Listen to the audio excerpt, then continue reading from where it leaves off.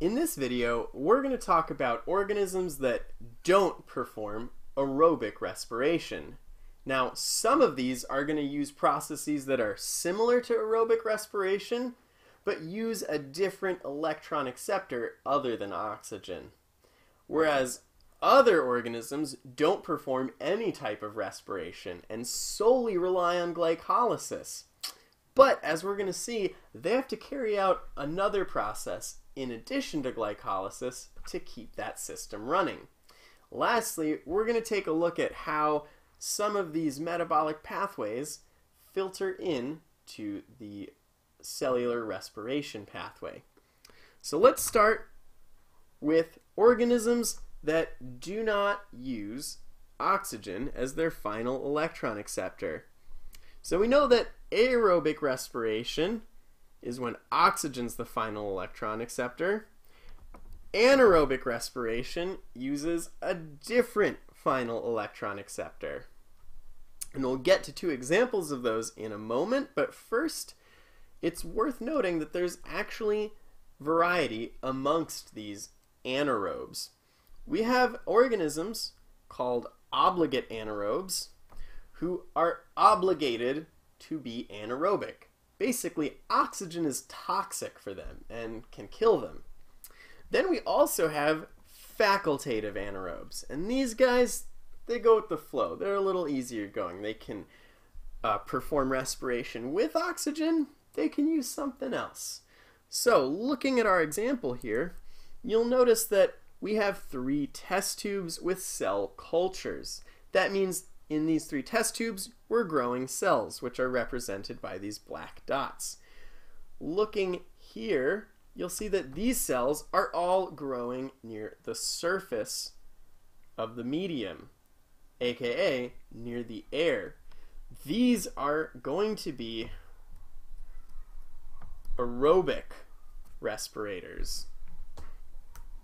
In this next test tube, let me scroll down a bit so you can see the bottom, all of our cells are clustered at the bottom, as far away from the air as possible. That's because these guys are obligate anaerobes.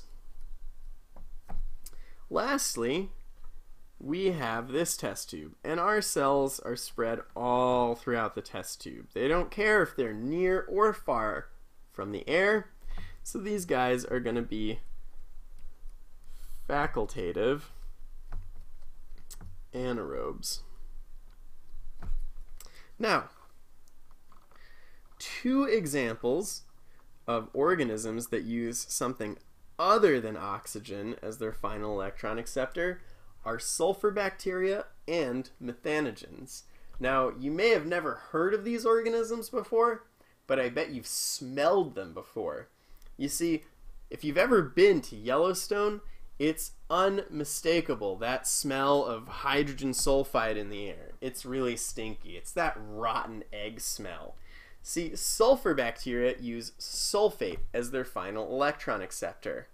Turns out sulfate has a slightly lower reduction potential than oxygen, so this process is not as efficient as oxygen, but that's what they use, and they form this stinky gas, hydrogen sulfide. So if you've ever been to Yellowstone or been around some sulfur bacteria, you probably smelled them. Now, methanogens use CO2 as their final electron acceptor, and they form methane. If you've ever been near a cow pasture, the smell is unmistakable. It's pretty bad, guys. I'm not gonna lie. But these methanogens, they live in a particular organ inside cows and help them digest plant materials.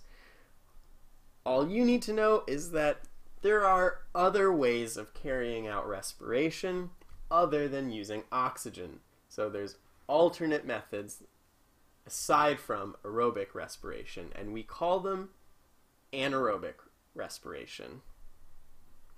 All right, let's turn the page.